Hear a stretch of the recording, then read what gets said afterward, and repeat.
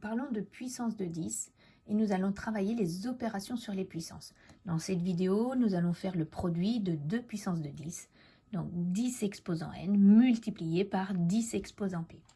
Donc si je prends la propriété, elle nous dit que si n et p sont deux entiers, eh bien 10 exposant n multiplié par 10 exposant p, c'est 10 exposant n plus p. Donc un exemple, si j'ai 10 exposant 3 multiplié par 10 exposant 5, si je travaille avec la propriété, ça va me donner 10 exposant 3 plus 5. J'additionne les exposants.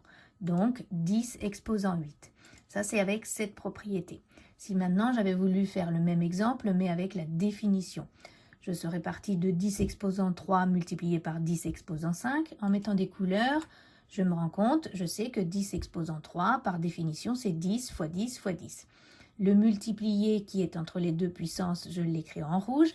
Et le 10 exposant 5 en vert, c'est bien 10 fois 10 fois 10 fois 10 fois 10. Ça, c'est la définition d'une puissance d'exposant positif. Maintenant, je n'ai que des multiplications. Je peux enlever les parenthèses et je me rends compte que finalement, j'ai combien de fois le facteur 10 qui se répète? Eh bien, il se répète 8 fois. Donc, je peux l'écrire sous la forme 10 exposant 8. Donc, avec la définition, c'est un peu long, mais ça se fait encore. Mais avec la propriété, c'est très rapide. Dans certains cas, on sera quand même obligé de prendre la propriété. Si je vous demande de calculer 10 exposant 32 multiplié par 10 exposant 54, bien sûr, avec la définition, on va pouvoir répéter 32 fois et puis 54 fois le facteur 10, mais c'est vraiment déraisonnable de le faire de cette façon.